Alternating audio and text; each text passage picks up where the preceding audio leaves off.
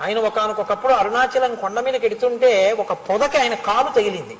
దాంట్లో తేనె పట్టుంది, తేనెటీగలు లేచాయి. ఆయన వెంటనే, అయ్యయ్యో మీరు కష్టపడి కట్టుకున్న ఇల్లు నా కాలు తగిలి మీ గూడు చిదిరింది, మీకు బాధ కలిగింది. మీరు పొందిన బాధ నేను పొందితే తప్ప నా పాపం పోదు. మిమ్మల్ని నేను ఎంత ఖేద పెట్టానో, ఇక్కడికి వచ్చి గూడు కట్టుకుని ఉన్నవాళ్ళని. కాబట్టి మీరు కరవండి అని ఆ కాలు ఎత్తి రాయి మీద పెట్టి నించున్నారు. తేనెటీగలన్నీ వచ్చి కాలు ఇక్కడి నుంచి పాదం వరకు పట్టేసాయి. పట్టేసి శుభ్రంగా కరిచేసి వదిలిపెట్టాయి. ఆయన కాలు ఎర్రగా అయిపోయి ఇంత లావున వాచిపోయింది. వాచిపోయిన తర్వాత వచ్చారు గుహలోకి. విరూపాక్ష గుహ అని ఇప్పటికీ ఉంది ఆయన ఉన్న గుహ. ఆ గుహ దగ్గరికి వస్తే ఆయన దగ్గర ఉండేవాడు కుంజుస్వామిని, ఒక పరిచారికుడు. ఆయన చూసి అయ్యయ్యో భగవన్ ఏమిటిది అన్నారు.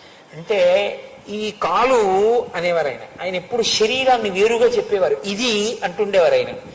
ఇది వాటి గూట్ని పాడు చేసింది. మరి ఇది శిక్ష అనుభవించాలిగా.